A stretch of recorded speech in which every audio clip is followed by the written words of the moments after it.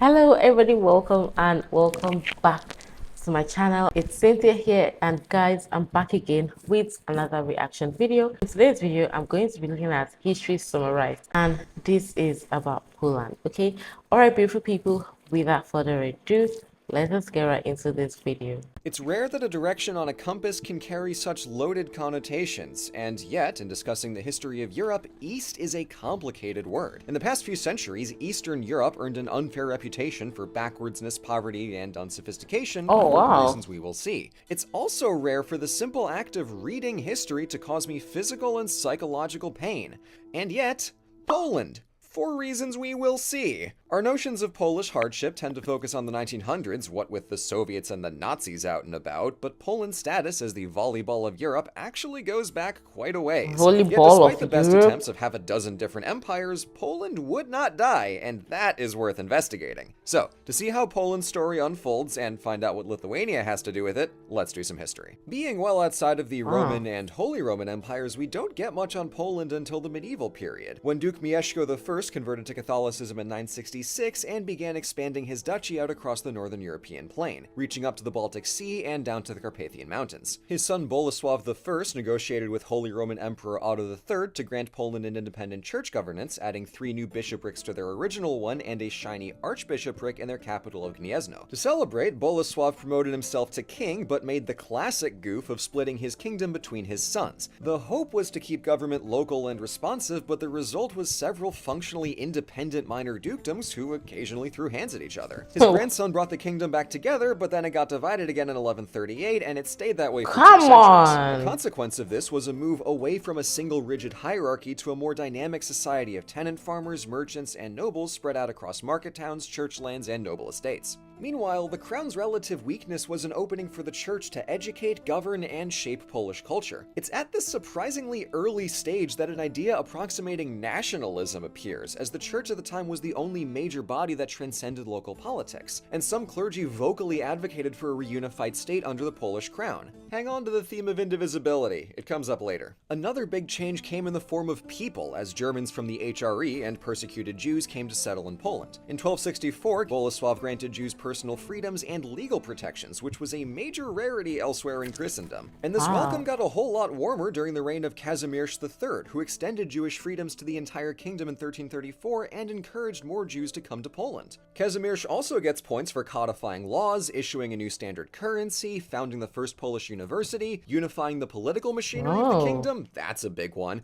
and recouping some of the land lost a century earlier to the Teutonic Knights in the north and the Mongols in the east. The man was busy, and late medieval Poland didn't slow down. After Kazimierz, the crown passed through his sister to her husband Ludwig of Hungary. That wasn't the best match, as he confiscated some Polish territory for Hungary and bribed the nobles with special privileges to let him do what he wanted. But after him, his daughter Jadwiga became Queen of Poland, and she married Grand Duke Jogaila of Lithuania, which bound the Kingdom of Poland to the Duchy of Lithuania in a personal union. Lithuania was very large, but also very pagan, so as part of the marriage deal, Jogaila and his state converted to Christianity. Despite one of history's largest overnight conversions, the two states remained very different, and the Teutonic Knights along the coast saw Lithuania as barbarous pagans, so they tried to invade, but lost at the Battle of Grunwald in 1410. In the century after the Union, late medieval Poland saw its first local assemblies of nobles, and in the 1490s, the Szlachta, as they're known in Polish, formed a statewide parliament called the Sejm. By the 1500s, Renaissance arts and ideas made their way north, and when paired with good administration, some nice reforms, and hefty resource exports to Western Europe, Poland was living it up in a golden age. You know Copernicus with the heliocentrism?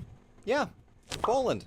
Now, the personal union between Poland and Lithuania was a familiar political arrangement. Europe made these things all the time, but it was rare they lasted 2 whole centuries. In that span, Lithuania began to resemble Poland in a few key ways, but it was still its own country and opposed to a simple incorporation. So, after some political wrangling, the Union of Lublin in 1569, nice, established a bifederal state with a jointly elected king/grand duke and a bicameral parliament of the noble Sejm and a senate. Senate. The Polish-Lithuanian Commonwealth, as it was to be known, had independent local laws, treasuries, and armies for each state. And if this all sounds kind of insane, that's because it is, which is the best part. At a time when the rest of Europe was big on centralized government and royal absolutism, the Commonwealth was a federal monarchy which was elected by a parliament of nobles who themselves accounted for 10% of the population. That's nearly how many people could vote in democratic Athens. To make this outlier even more extreme, the Commonwealth in the 1600s was one of the largest and most populous countries in Europe, with 11 million people spread out over 400,000 square miles. That included Poles, Lithuanians, Germans, Belarusians and Ukrainians, Jews, and Tatars. And between Catholics, Protestants, Orthodox, 3/4 of the world's Jews, and even some Muslims, it was astoundingly diverse, in part because it stood at the crossroads of several different cultures. But this regional centrality would become dangerous in the next 2 centuries, as basically every empire in a 500-mile radius was keen to grow larger at Poland's expense. Various threats came and went, but sometimes 2 would rear up at once, such as the latter 1650s when Sweden and Russia both invaded Lithuania in what's known as the Deluge. Cities were ransacked and plundered, and the whole Commonwealth briefly shrank to very small. The Commonwealth survived, but between war and ensuing plague, it was gravely wounded, 1/4 of the population dead, vulnerable to outside threats, and falling into a governing crisis. See, the Republic had become a tragic victim of its own lofty ideology. Wanting to avoid even the slightest whiff of absolutism, the Sejm had a liberum veto which allowed any member of the Szlachta to stop debate. In the best of times, this gave contrarians an instant handbrake on the entire legislative process, but it was also laughably easy for foreign powers to abuse. A single bribe could throw a critical reform right out the window, so by the 1700s, the Sejm regularly failed to make any decisions. This was good news for the empires that encircled Poland, as Russia, Prussia, and Austria all stood to gain from Poland's newfound weakness and wanted to make it their puppet state. In 1764, Russia installed Stanislav II as king, and 4 years later, a confederation of nobles at Bar threw a rebellion against Russian influence and interference. So, Russia invaded, and then Prussia and Austria just kind of also invaded while Poland was distracted. By 1772, 1/3 of the Commonwealth was partitioned between the 3 empires. From here, King Stanislav was stuck between doing nothing and letting things get worse, or going rogue and actually trying to fix Poland's problems, which would provoke the empires and make things get worse. To his credit, he went for it, calling a 4-year Great Sejm in 1788 to write out a new constitution for the state. And a really good one, too. They even dropped the liberum veto. But of course, this was way out of line, so Russia and Prussia, and then later Austria, invaded with the explicit goal of wiping Poland off the map. By 1795, the 3 empires had partitioned the entire Commonwealth, and Poland-Lithuania was fully gone.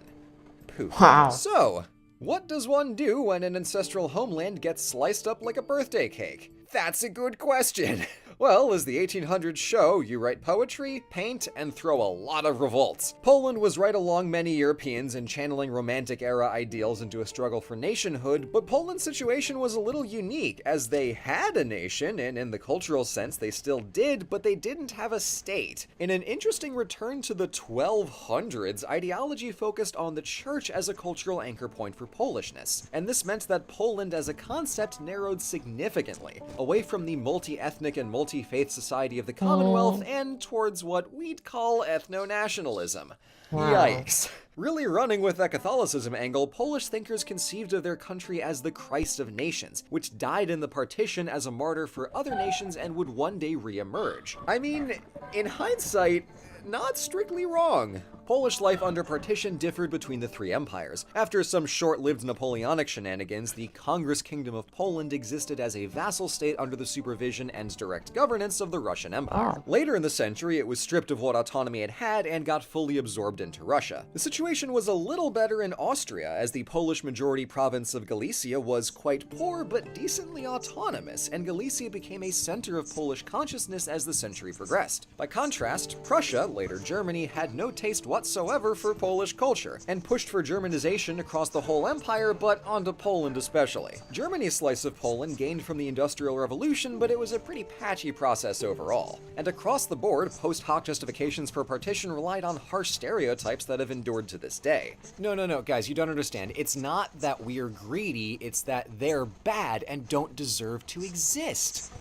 Hmm. colonization attitudes in my Europe? It's more likely than you think. Despite several attempts at uprising made over the century, none succeeded, and over 3 million Poles emigrated for the United States. It seemed as though the only Oh. hope for a revived Poland was the complete collapse of the great European empires. But, as it happened, that would not take long. And as we step into the First World War, I've got to work very hard to not fall into the infinite web of tangents and books worth of footnotes for 1900s history. So, World War I in the East was not a game of trench warfare, but armies constantly on the move causing widespread destruction. The collapse of all three partitioning empires and sympathy among the Allied powers cleared the room for a new Polish state to rise out of the war, but there was Oh, constant look at friction with the that. other new post-war states, such as Lithuania. Meanwhile, Germany and Soviet Russia hated all of this, so Poland's task of reunifying and running their state also faced external pressure of German posturing and full-on Soviet invasion. In September of 1939, the Nazis invaded Wow. Poland and the Soviet Union followed 2 weeks later, partitioning Poland just like the olden days. Russians Oh my persecuted class God. and political enemies, Germans persecuted race enemies. And so the Holocaust happened. Death camps like Auschwitz contributed to the systematic death of 5 million Poles, 3 million of whom were Jewish. They also killed Polish politicians, priests, and thinkers in a bid to exterminate Polish culture. In the face of this utter barbarity, the Polish resistance was among the strongest in Europe, staging 2 mass uprisings and organizing military operations across the continent. Poles played a key role in cracking the Enigma mechanism and were vital pilots in the Battle of Britain. This got marginally better but infinitely more uncomfortable when Russia joined the Allies, and after the war, the Soviets turned Poland into a communist satellite state. Once again, Poland was materially and demographically devastated by the conflict, and the heavy-handed policies of Stalinism weren't the most helpful in the rebuilding process. Over the decades, various reforms were made and undone, and then made again, and so on, and once again, the Church acted as a vehicle for Polish unity, this time in opposition to communism. The election of Cardinal Wojtyła of Krakow as Pope John Paul II was an indescribably huge deal for Poland. After the trade union Solidarity started in 1980 and gained a huge following among Polish workers, support from America and the Vatican helped it become the main political opposition against the communist government. And the Church facilitated Nice. negotiations to allow Solidarity to participate in the elections of 1989, which broke the communist monopoly on power. Poland's pathway out of communism in the 90s and beyond brought another series of struggles, but it's largely a space they've been before. And that's one of the most confounding aspects of Polish history. There are so many plot lines that seem to echo across time, and there's also so much that couldn't have happened anywhere else. Who could wind up with a government system as absolutely bonkers as the Commonwealth? It's amazing. Polish history can read like a tragedy, because often it is, but the Polish people have long Yeah. demonstrated that's no reason for fatalism. Yeah, like that was a really, really tragic history. I feel like Poland have been through lots. Like even looking at their history to when invasion started to the many amount of wars that happened, you just feel so sorry for Poles. Poland has definitely been through a lot. It's kind of like a tragic story if you'd ask me, which still amazes me how well they've, you know, gone past that, how well they have developed. It's just, I can't fathom it. Poles are actually just amazing. They get to keep things, behind them and forge ahead, becoming a greater nation, which is remarkable. I never knew that there was a time where Poland was eradicated, like out of the map. And this happened twice, guys, like twice. Oh my God. That must have been something. That must have been really, really something, guys. Oh my goodness. Well, guys, let me know what you think about this video in the comments. And yes, beautiful people, I've come to the end of the video. I hope you all enjoyed it. If you did, do not forget to give the video a fat thumbs up. And if you are not subscribed to the channel, consider subscribing to the beautiful channel, okay? And also, guys, do not forget to click the bell just beside the subscribe button, so anytime I upload a video like this one, you definitely be the first to know, okay? All right, guys, with that being said, I'll see you all in my next video. Bye.